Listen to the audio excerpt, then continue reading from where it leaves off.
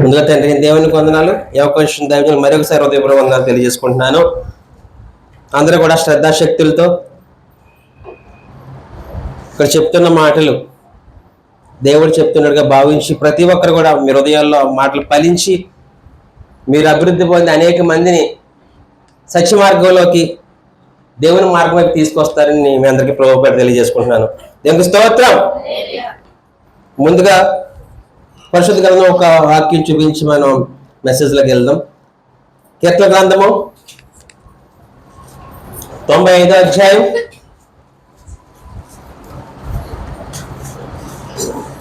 2వ వచనం.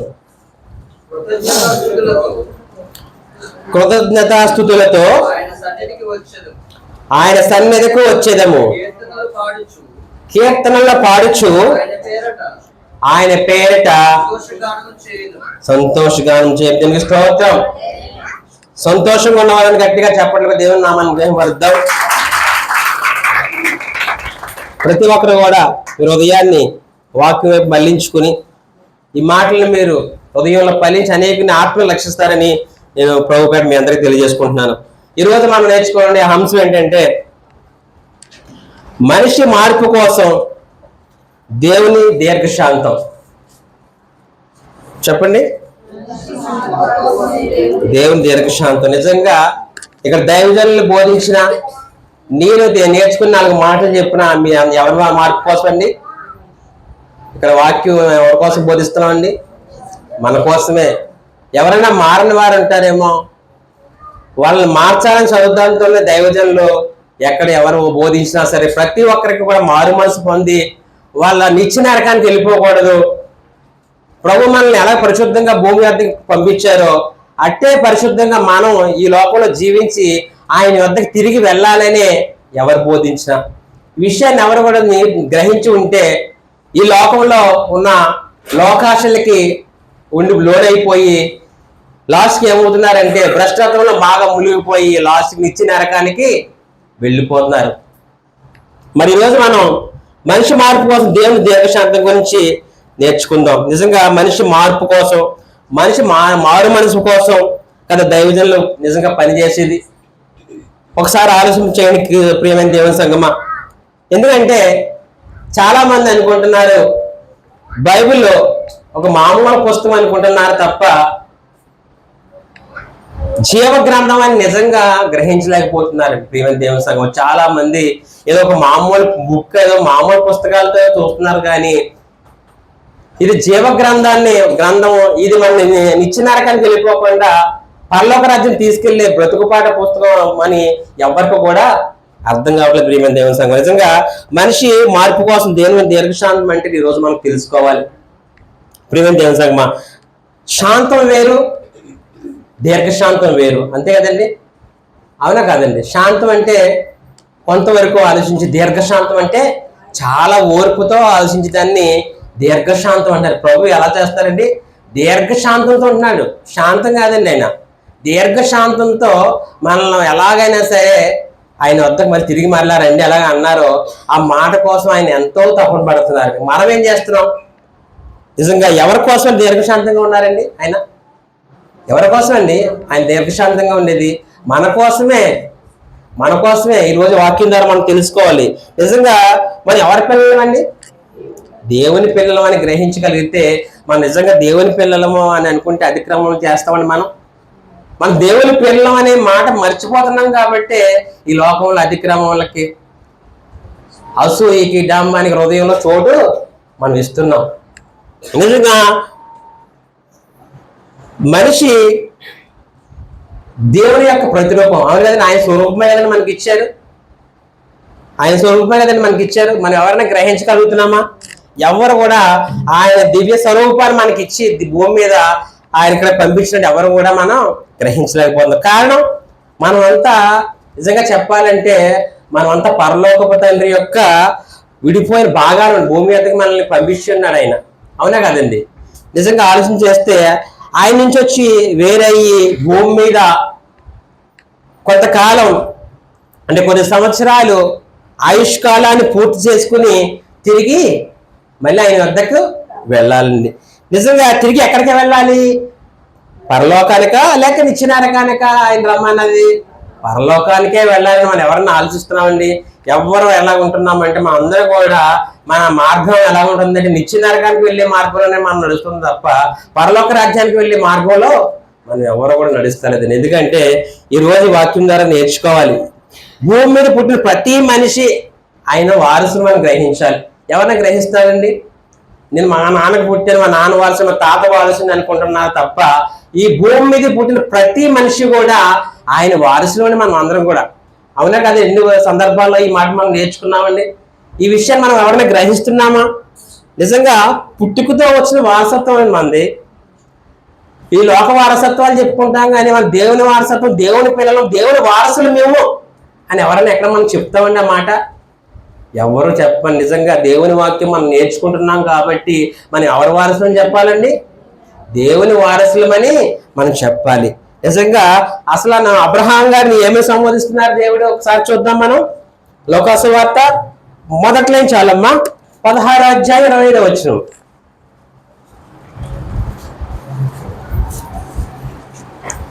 16వ అధ్యాయం. అందుకు అబ్రహాము కుమారుడా. చాలు. ఏమని సంబోధిస్తారండి దేవుడు మనల్ని? కుమారుడా, కుమార్తె, నా పిల్లలు అని ఆయన ఎంతగానో మనల్ని సంబోధిస్తున్నారు. ఎందుకండి అలా సంబోధిస్తున్నారు దేవుడు? ఎందుకంటే మనం అంటే ఆయనకి ఎంతో మమకారం అండి. ఆయన అంటే మనం అంటే ఆయనకి తండ్రికి ఎంతండి, ఎంత మమకారం. మనం అంటే నిజంగా ఎనలేని ప్రేమ దేవుడికి. నిజంగా ఆ ప్రేమతోనే మనకి ఈ ప్రకృతిని మనకు కలిగజేసి ఉన్నారు. అంతే కదండి? నిజంగా వర్షాలు రావాలని మనం ఎవరన్నా అసలు ప్రార్థన చేస్తామండి? లేదా తెల్లారాలి మళ్ళీ సాయంత్రం అవ్వాలని ఎవరిని ప్రార్థన చేస్తామండి? ఇవన్నీ కూడా దేవుడు మనకి ఎందుకు అర్థం చేస్తారండి? అన్నీ కూడా నిజంగా మనం అంటే ఆయనకి ఎంతో ప్రేమ, ఎనలేని మమకారం ఆయనకి. ఆ విషయాన్ని మనం ఎవరు కూడా గ్రహించలేకపోతున్నాం. నిజంగా తండ్రి మనకి ఇన్ని రకాల సమకూర్చున్నాడు, ఈ భూమి సమస్తలు ఇచ్చాడు, ఎవరన్నా మనం ఎరగలుగుతున్నామండి అసలు? నిజంగా మనిషి బ్రతికి 60-70 సంవత్సరాలలో నిజంగా దేవుడు పెట్టిన నిజంగా 4 బెత్తుడు నాలుగు అని అంటుంటారు పెద్దలు. ఈ బెత్తుడు నాలుగు ఎన్ని రుచులు ఇచ్చాడండి దేవుడు? ఎన్ని రుచులండి! నిజంగా మామిడికాయ ఒక రుచి, జాంకాయ ఒక రుచి, అలాగే ద్రాక్ష పండు ఒక రుచి, బత్తాయికాయ ఒక రుచి, సపోటా ఒక రుచి, ఇలా పులుపు, తీపి, కారం, ఎన్ని రకాల ఆకుకూరలు అండి, మాంసాలు, చేపలు, పీతలు, రొయ్యలు, ఇలా ఎన్ని రకాలు ఇచ్చండి. ఎన్ని ఎవరి కోసం అండి? ఎప్పుడైనా సరే ఇన్ని రకాలు మనం తినేస్తున్నాము. భూమి మీద ఇచ్చిన సమస్త రకరకాల ఐటమ్స్ అన్ని తినేస్తున్నాము. ఇవన్నీ కూడా ఎవరిచ్చారని ఎప్పుడైనా ఆలోచిస్తున్నామండి? అసలు మన మీద ప్రేమతోనే కదా భూమి మీద అన్ని రకాలు సృష్టించవలసిన అవసరం ఆయనకి ఏంటండి?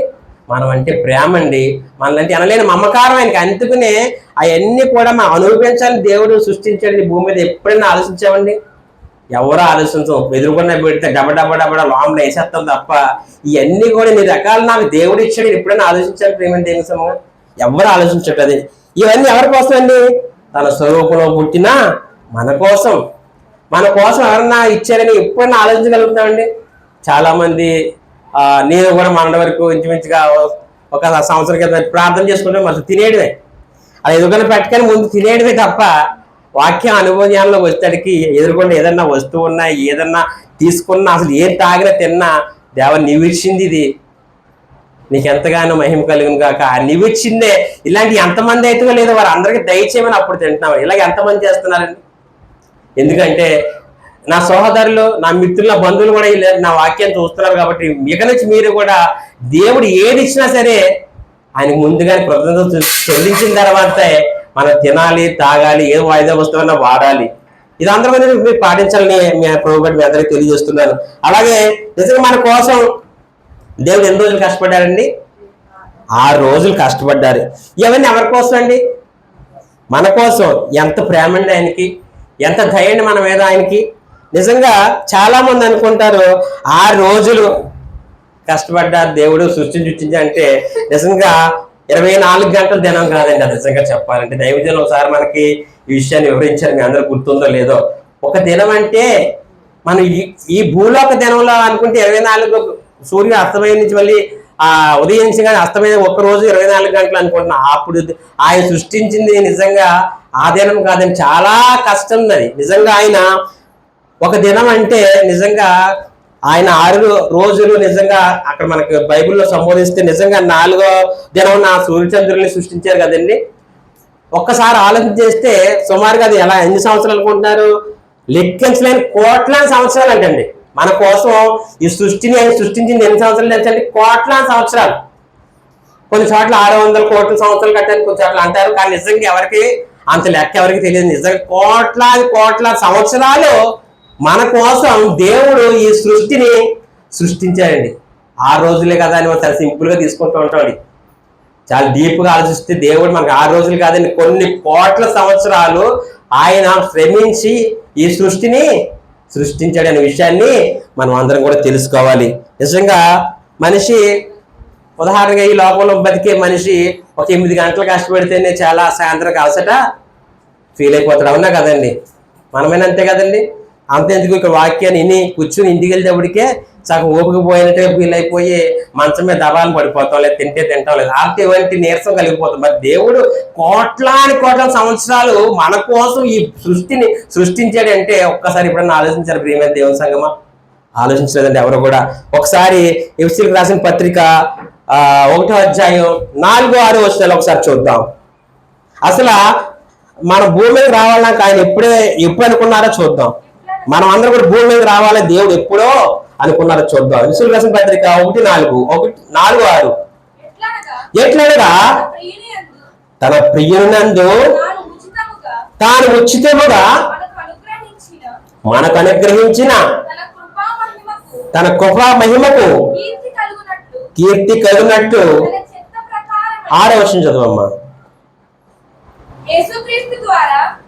4:6 మన ఎదుట మనము తన ఎదుట పరిశుద్ధులము నిర్దోషులమై ఉండవలనని జగత్తు పునాది వేయక ముందే ప్రేమ చేత ఆయన క్రీస్తులో మనల్ని ఏర్పరచుకుని. దేవునికి స్తోత్రం. నిజంగా ఆయన ఎప్పుడు అనుకున్నారండి మన భూమి మీద మనం రావాలని ఆయన ఎప్పుడు అనుకున్నారనుకుంటండి? జగత్తు పునాది వేయబడక ముందే ప్రేమ చేత ఆయన క్రీస్తు మనల్ని ఏర్పరచుకున్నారంటే ఈ విషయాన్ని ఎవరన్నా మనం గ్రహించామండి? ఏదో అమ్మకొట్లో పుట్టేసాం, అమ్మ నాన్న తమ్మకు చేయబట్టి మనం పుట్టేసాం అనుకుంటున్నాం కానీ జగత్ పునాది వేయకముందే మనల్ని భూమి మీద సృష్టించాలని అది ఎవరి కోరికండి? దేవుడు. ఇది ఎవరైనా గ్రహిస్తున్నామండి? కొన్ని సంవత్సరాల క్రితమే నిజంగా ఆయన మనల్ని భూమి మీదకి రావాలని నీ కోసం నా కోసం అందరి కోసం ఆయన ఎదురు చూస్తున్నారు. నిజంగా ఆయన వారసులు కాబట్టి ఈ ప్రకృతిని మనకి అందించారండి. ఎవరైనా గ్రహిస్తున్నామండి? కానీ ఏమవుతుందో తెలుసండి, కానీ దేవుణ్ణే, నిన్ను సృష్టించిన దేవుణ్ణే ఈ మనిషి, మీ మానవుడు మర్చిపోతున్నాడు లేదండి. కానీ నిజంగా దేవుడు ఎంత బాధపడుతున్నాడో తెలుసండి. నిన్ను సృష్టించి నిజంగా ఈ లోకంలో చూసుకుందాం, నీకు పుట్టిన పిల్లలు నిన్ను ఇంట్లో తోసేసి నేను చూడకుండా ఉంటే నువ్వు ఎంత బాధపడిపోతావు? నీకు ఓన్లీ లోకంలో పుట్టిన పిల్లల్ని నువ్వు చూడకపోతే ఎంత బాధపడిపోతుంటే, మరి నేను సృష్టించిన తండ్రి నువ్వు మర్చిపోతే ఆయన ఎంత బాధపడుతున్నారండి? చూద్దాం ఒకసారి పరిశుద్ధ గ్రంథం నుంచి ఆదికాండం 6వ అధ్యాయం 6వ వచనం.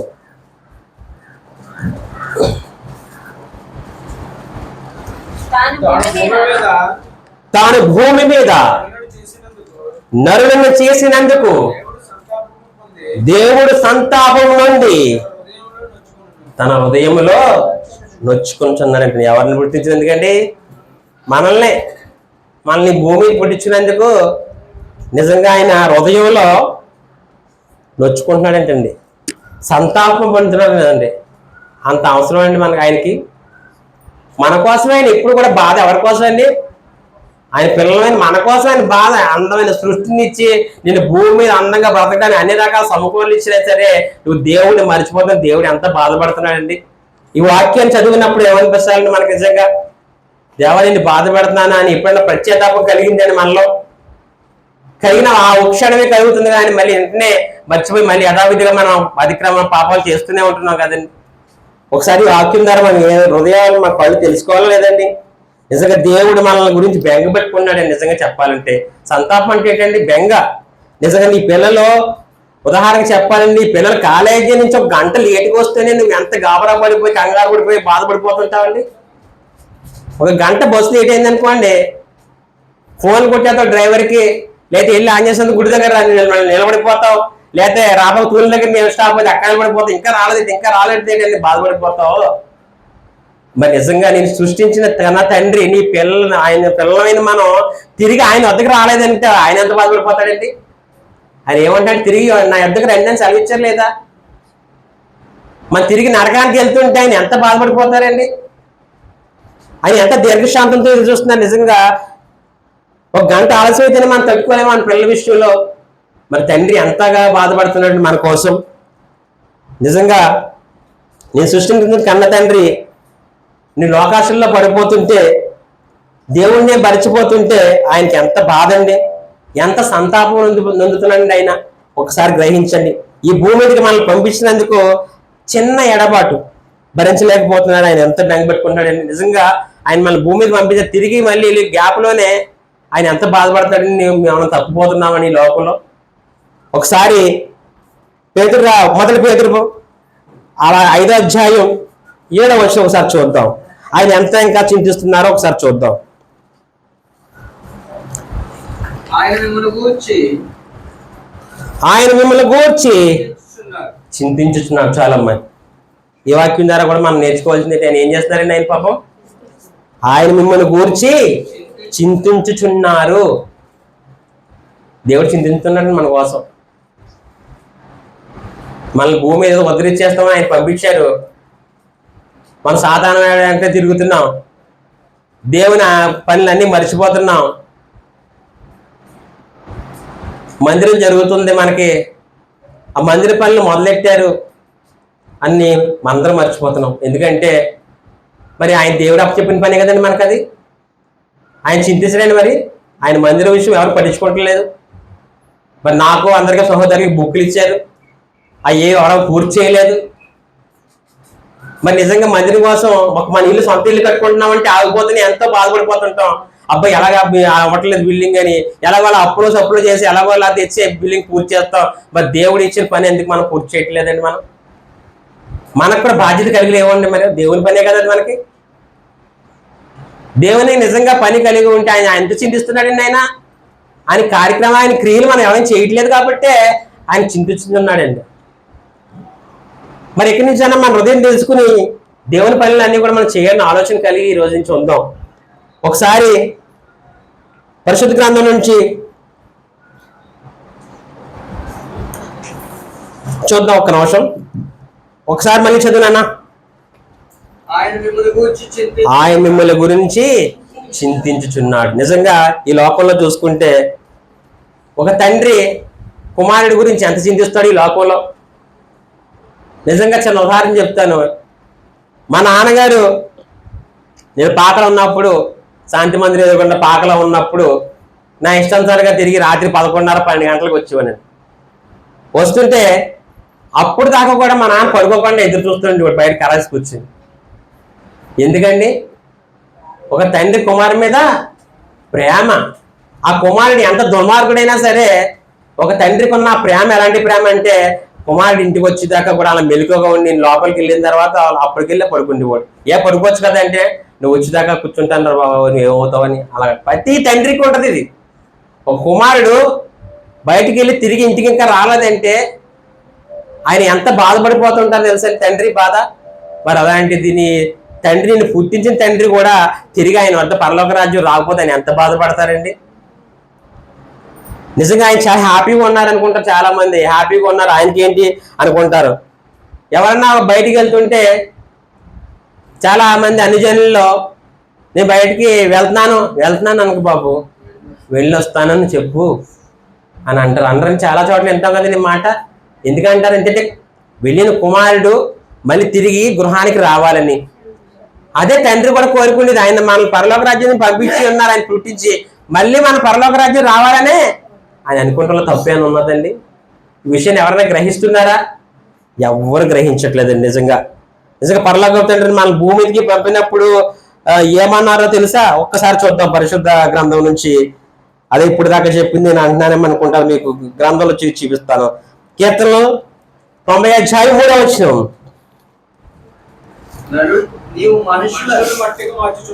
నీవు మనుషుల మంటికి మార్చుచున్నారు.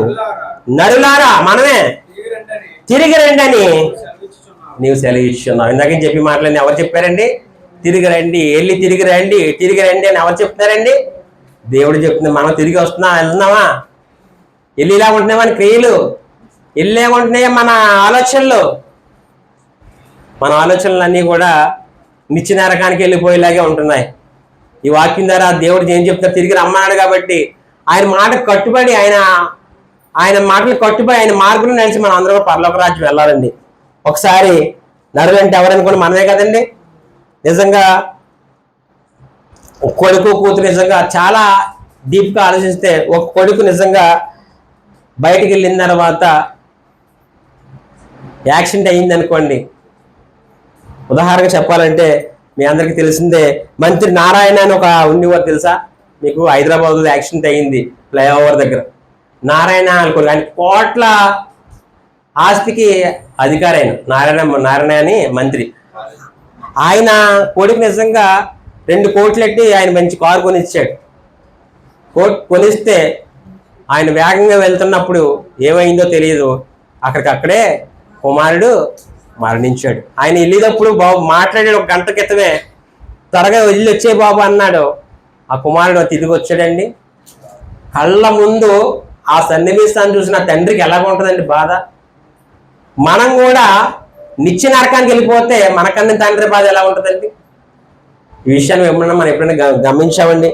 నిజంగా చూసుకుంటే తండ్రి బాధ ఎలా ఉంటుందో ఒకసారి ఆలోచించండి. ఏ తల్లిదండ్రులు అయినా సరే ఎవరైనా జాగ్రత్త చెప్తూనే ఉంటారండి. ప్రతి తల్లి బిడ్డలకు కూడా చాలా జాగ్రత్తలు చెప్తారు. చాలా జాగ్రత్తగా వెళ్ళిరా నాన్న, పక్క నుంచి వెళ్ళిరా నాన్న, బండి స్పీడ్గా డ్రైవ్ చేయకు, రోడ్డు మీద నుంచి పక్క నుంచి నాడు అని ఏ తల్లిదండ్రులు చెప్పరండి జాగ్రత్తలు. మన తండ్రి కూడా ఈ భూమి మీదకి వెళ్ళినప్పుడు నువ్వు అందంగా బ్రతికి పరిశుద్ధంగా నా యొద్దకు రండి అని చెప్పడంలో తప్ప అండి? ఎవరన్నా గ్రహిస్తున్నారా? ఈ మాటలు డీప్గా ఆలోచించి చేశారా? ఎవ్వరు ఆలోచించట్లేదు. నీకు పుట్టిన కుమారుడు కాకుండా పోతేనే ఎంత బాధపడుతున్నావు, మరి మన కన్న తండ్రి ఆయన నరులారన అయితే తిరిగి రండి అని అనుకుంటే మనం వెళ్ళకపోతే ఎంత బాధపడతారండి? ఎప్పుడైనా గ్రహించారా? మన క్రియలు మార్చుకోవాలి, ఆయన మార్గం నడాలి అని ఎప్పుడైనా ఆలోచించేశారు? ప్రియమైన దేవుని సంగమా, నీ మాటలు నిజంగా ఆయనకి ఎంత ఇష్టమండి. మీరు అందంగా మాట్లాడాలని, అందంగా ఆయన పాటలు పాడాలని, అందంగా వాక్యం చదవాలని అనుకుంటుంటే మనం ఏం చేస్తున్నామండి? ఒకసారి ఇర్మియా గ్రంథం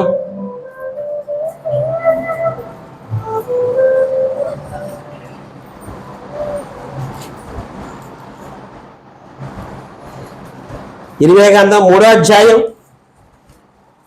22వ వచనం.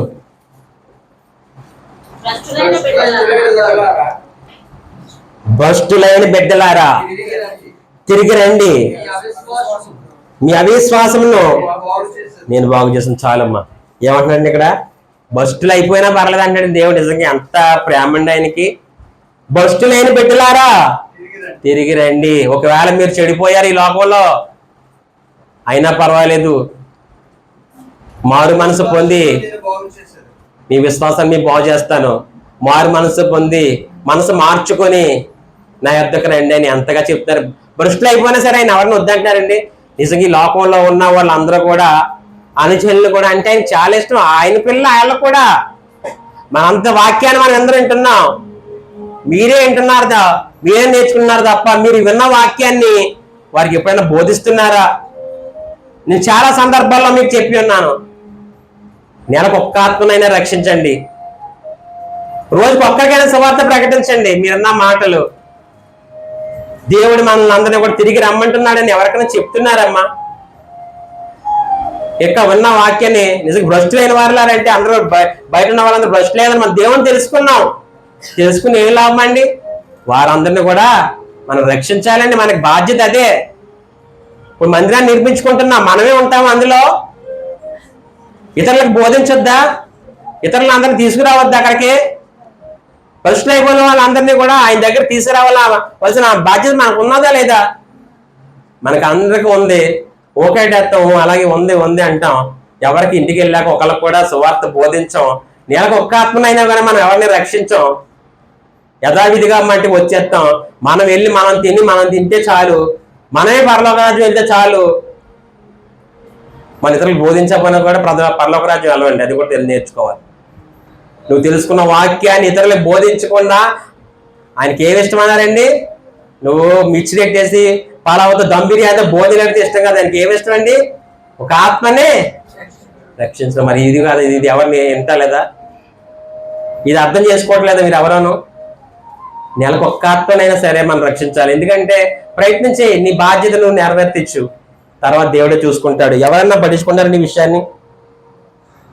చివరిగా వచ్చేద్దాం మన సందర్భంలోకి. 2 పేతురు పత్రిక 2 పేతురు 3:9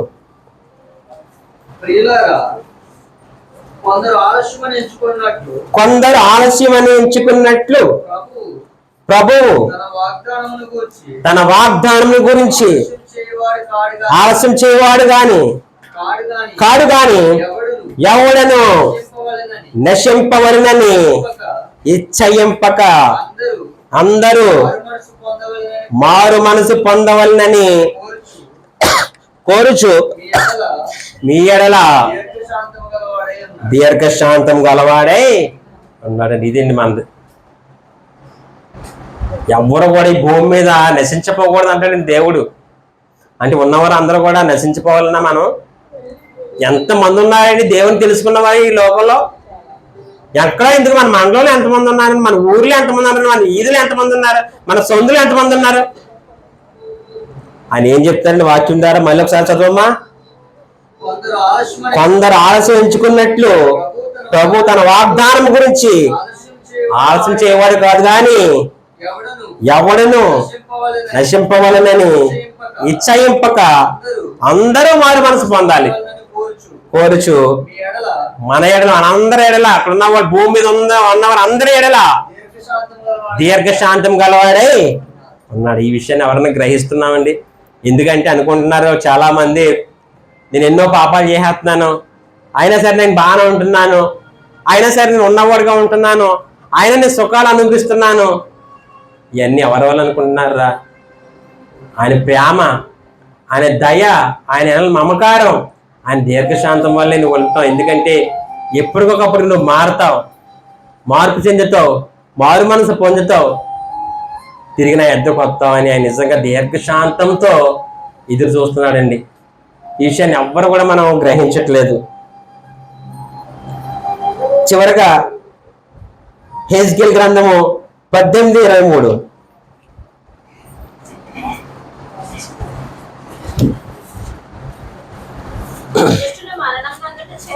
దుష్టులు మరణం నందుట చేత